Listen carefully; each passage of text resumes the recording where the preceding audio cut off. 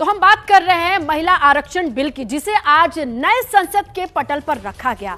किस तरीके से ये पुरानी कवायद रही और आज तक इसके डेवलपमेंट को हम आपको थोड़ा समझाने की कोशिश करें, ताकि आपको ये समझ रहे कि अब तक क्या कुछ रहा है। महिला आरक्षण पर सबसे बड़ी चीज यह है कि लोकसभा में लागू होने की खबर मिल रही है, राज्यसभा में इसका इंपैक्ट नहीं होगा और विधानसभा में ये 33% आरक्षण के साथ इंप्लीमेंट किया जाएगा, लागू किया जाएगा, ये बात सामने आती है। लेकिन जब ये कानून बन जाएगा मान लीजिए, तो फिर क्या क्या होगा, कौन कौन सी चीजें होंगी।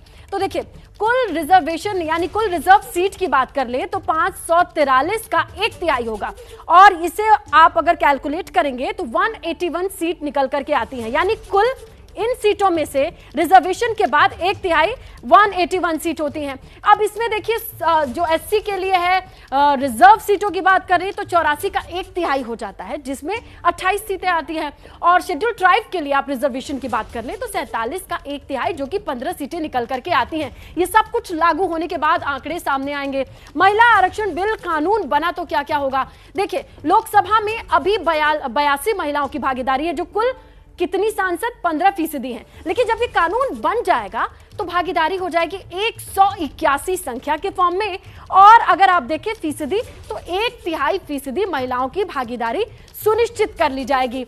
अब देखिए, 2029 में लागू होगा ये आरक्षण बिल। इसकी वजह, ये कानून अगर बनता है तो क्यों, इसकी पहली वजह है परिसीमन और दूसरी वजह है जनगणना।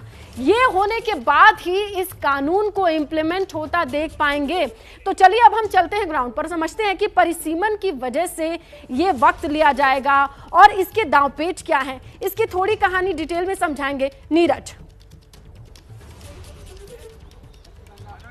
जी बिल्कुल, इसने बहुत आपने अच्छे से समझाया भी है, लेकिन इसको नीरज, और आप भी तक समझना आवाज पहुंच रही है मेरी? और इसके पीछे पहले सबसे पहले बिल्कुल इसने बिल्कुल आपको मेरी आवाज मिल रही है ना? इसने नीरज आवाज आ रही है आपकी, आप कंटिन्यू करें और बताएं कि 29 से पहले लागू नहीं हो सकता, इसके पीछे क्या टेक्निकलिटीज हैं। नहीं, इसने ये बिल्कुल नहीं। सबसे पहले आपको अर्जुन मेघवाल के बयान को सुनना पड़ेगा। उन्होंने साफ कहा कि जैसे ही ये कानून बनता है, यानी संसद के दोनों सदनों से पास होता है, ये कानून इंप्लीमेंट हो जाएगा। यानी कि अभी जो 545 सीटें हैं उनमें से 181 सीटें महिलाओं के लिए आरक्षित हो जाएंगी, जो कि अभी तक केवल महिलाओं की संख्या 82 है। ये ज़रूर है कि उन्होंने एक बात और कही कि इसका विस्तार किया जाएगा। यानी वो विस्तार कब होगा, 2026 में कंसेंसस होगा या सेंसेक्स होगा, यानी कि जनगणना होगी और उसके बाद डिलिमिटेशन किया जाएगा, जो 2027 और 28 तक कंप्लीट होगा और फिर सीटों का विस्तार होगा। यानी ये सीटें जो बढ़कर वो तो जाएंगी करीब 700 से 800 के आसपास, लेकिन वो जो लागू होगा वो 2029 में लागू होगा। लेकिन अभी की जो स्थिति है, यदि ये कानून मूर्त रूप लेता है तो जिस दिन से ये कानून बनेगा उस दिन से ही इसे लागू कर दिया जाएगा। यानी अभी 545 में से 181 ऐसी सीटें होंगी पूरे देश भर में जो कि महिलाओं के लिए आरक्षित कर दी जाएंगी। ये ज़रूर है कि उन सीटों में से कुछ सीटें ऐसी होंगी जो एससी के कोटे में जाएंगी, कुछ एसटी के कोटे जाएंगी, कुछ ओबीसी के लिए आरक्षित होंगी, माइनॉरिटी। तो ये एक अलग विषय होगा, वो बिल्कुल। और इसी विषय को थोड़ा और समझने की कोशिश की जा रही है, क्योंकि तमाम राजनीतिक दलों की प्रतिक्रियाएं सामने आ रही है। मनोज्ञा, देखिए, उधर ओवैसी की मांग सामने आ गई, डिंपल की बात है, डिंपल यादव का कहना है कि ओबीसी महिलाओं को जोड़ा जाए, इस तरीके की मांग सामने आ रही है। देखिए, ये आना लाजमी है क्योंकि इस पर राजनीति होना लाजमी है। ये एक बहुत बड़ा वोट बैंक है भारत में। अगर सबसे ज्यादा वोटर्स एक छत्र वोट करते हैं किसी भी पार्टी को तो वो महिलाएं अधिकतर होती हैं, और अलग अलग इलाकों में, खासतौर से ग्रामीण इलाकों में, ये संदेश पहुंचाना किसी भी पार्टी के लिए बहुत महत्वपूर्ण होता है।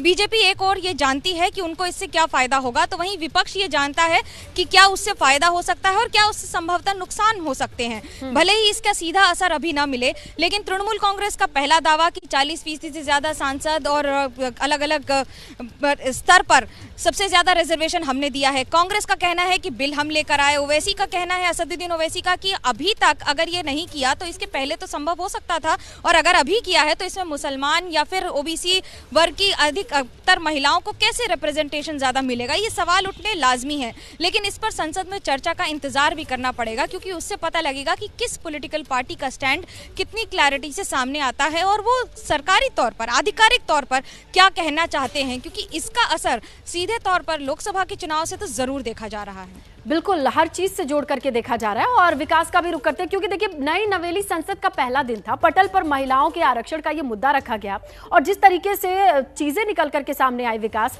क्या लगता है कल बहस तो और गहमा गहमी भरी होगी, क्योंकि आज के दिन ही इतनी शांति से इस बिल को नहीं पेश किया गया।